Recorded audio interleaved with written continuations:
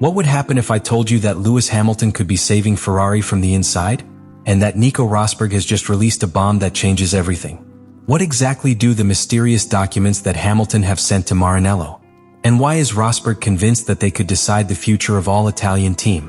When Nico Rosberg pronounced on Lewis Hamilton, his words are not those of any commentator. They come from someone who shared garage, tension and glory with world heptacampion.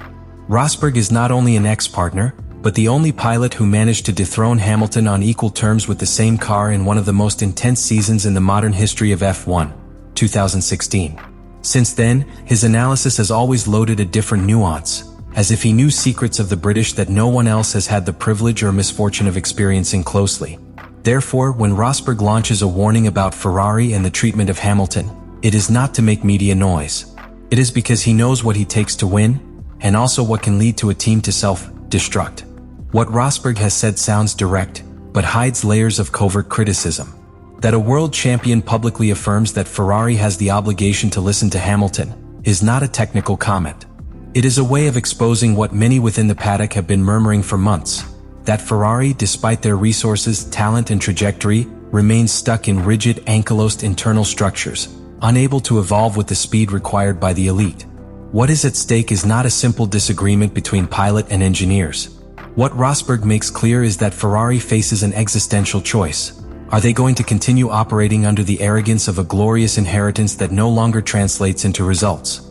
Or will they have the humility of giving control, at least partially, someone who has seen from within how an empire like Mercedes is built?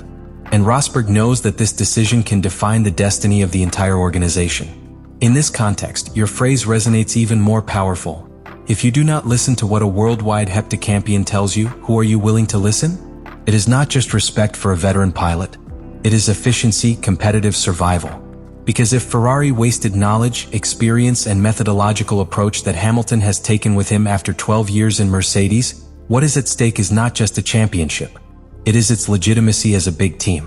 What Lewis Hamilton is doing in Ferrari is not normal. It is not usual. And it is not recent in modern Formula One. Because we are not talking about a pilot who simply arrives, climbs into the car and competes. Hamilton has entered Ferrari as if he were another engineer, as if he were part of the board. And what he has put on the table is not just opinions. They are documents. Dozens of pages full of analysis, simulations, comparative data, performance diagnoses, and detailed technical suggestions. What is delivering is a strategic roadmap. A surgical intervention in the technical soul of the Scuderia, and it's not intuitions. Hamilton has reflected his accumulated experience for more than a decade in Mercedes, the most dominant team in the hybrid era. He knows what makes a car winner. He knows how a car should respond in each curve, in each wind change, on each track. And he knows how to identify when something is wrong from the base. Therefore, what has sent Maranello goes far beyond a simple, the subvira car, or, you have to check the rear balance. He is addressing entire systems. From the power unit to aerodynamics. From regenerative braking to the behavior of the tires. And each point is accompanied by internal comparisons, improvement suggestions and a logic that connects performance, trust and results. One of the most shocking aspects is its focus on the SF25 braking system. Hamilton has detected that it operates radically different from what he experienced in Mercedes, but he has not limited himself to complaining. He has requested detailed reports about the Power Unit 2026. He has identified how certain inertia and braking are affecting the dynamic equilibrium of the car. He has linked those failures with the impossibility of entering curve with confidence, and has proposed solutions. Modifications not only for this year, but already thinking about the development of the car next year, the SF26. Because what Hamilton is doing is trying to win now, but he's also sowing by 2026. The level of involvement is so high that during the recess between Silverstone and Spa, Hamilton was installed practically in the factory. It was not a ceremonial visit. He was there for several days every week. He reviewed designs with the technical department. He spoke directly with Loic Serra, one of the highest rank engineers. He sat with Fred Vasseur. He spoke with President John Elkann. He exchanged ideas with Benedetto Vigna, the company's CEO. This type of integration is not seen since the time of Michael Schumacher, when Ferrari was also transformed from within. The difference is that now, the Scuderia starts from a point of greater urgency and public distrust. And yet there is Hamilton, assuming risks, putting your legacy on the line. Because when doing this, he is also exposing himself to the possibility of failure.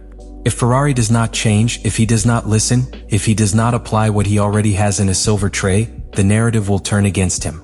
But if it works, if your ideas are implemented, then we will be facing one of the greatest strategic transformations led by a pilot in the recent history of the category. Hamilton is not waiting for Ferrari to understand. You are forcing them to look forward, to think like a winning team. They are giving them the map.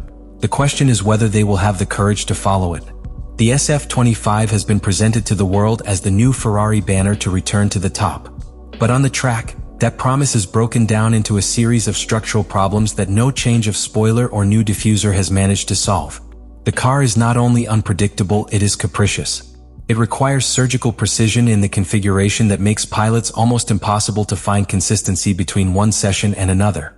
The most serious problem is what engineers define as narrow operational window. In other words, the car only works correctly under a range of conditions so small that any small change, whether in temperature, wind, tire pressure, or fuel load, can completely collapse its performance. Lewis Hamilton, who has worked for years with stable cars, has been the first to show the consequences of this defect. Every time it enters a high-speed curve, it must make decisions in milliseconds to correct a rear axle that does not transmit confidence. And as a pilot, if you do not trust the rear of the car, you are dead. The direct consequence is that Hamilton has had to modify his style. Force subviring in the middle of the curve. Load the front. I aggressively compensate what should be fluidity. And all this to the detriment of time by return and the integrity of the tire. It is a constant fight against the car, not against the rivals. But the most worrying is not on the track, but in Maranello's halls. Because what Hamilton is discovering from within is a technical and organizational culture that has not yet understood how to respond to change. In Mercedes, when something failed, a correction machinery was activated. Here, in Ferrari, it still falls into hierarchical protection dynamics, conservative decisions, fear of error. And that prevents bold measures from taking. The data are. The simulations are. Hamilton's recommendations are. But the question that weighs like a slab about the Scuderia is there real willingness? SF25 is not simply a difficult car to drive. It is a reflection of a structure that still does not understand at all why it has failed for almost 2 decades. The symptoms are technical, yes, but the origin is cultural. Ferrari has lived in an eternal sway between promising glory and justifying disaster. The pilots change, the engineers change, but the operational vices remain. And that's where Hamilton makes a difference. Because he is not interested in excuses. He is obsessed with winning. That is why his presence, his documents, his criticisms, and his method represent a threat to Ferrari's internal status. He did not come to adapt, came to transform. But as in any real transformation, you have to demolish the pillars that no longer support anything. And that, in an institution like Ferrari, is as painful as necessary. And while the SF25 continue to reflect those internal tensions rather than a consistent vision of the future, there will be no possible victory. Because no car, however fast in a wind tunnel, can compensate for the lack of decision in a meeting room. This story, although powerful at the beginning, is far from reaching its climax. In fact, what we are witnessing now is just the prologue of a possible revolution in Formula One. Lewis Hamilton has done much more than changing equipment. He has crossed a symbolic border. He has left behind the meticulous and predictable structure of Mercedes to enter Ferrari's controlled chaos. And he has done it with a clear intention: to rewrite the history of a team that has lived too much time in his legend. It would be easy to say that Hamilton is simply trying once again before retirement. But that is not true. What drives him here is not just the desire to win. It is more deep. It is the desire to leave a legacy that transcends your record. It is already heptacampion. He has already defeated the best. It has already broken records that seemed untouchable. But now he is fighting a different enemy, the historical inertia of a sleeping giant. And that requires more than talent. It requires leadership. It requires patience. And above all, it requires unwavering conviction. Rosberg's gesture, publicly warning Ferrari, confirms that what is at stake is much larger than a championship. It is a battle for the soul of a team that represents the past, the present, and if you also listen to the future of Formula One. Because if Ferrari decides to ignore Hamilton's ideas, if he despises the documents, the hours of work, the analysis, the proposed solutions, then not only will he be condemning his season, he will be losing the last great opportunity for sports redemption that he has had since Schumacher. This narrative has all the elements of a modern epic. A veteran hero who challenges what is established, A system that resists change, a culture that refuses to evolve, and an increasing pressure that will only intensify with each race, with each error, with each silence from the factory.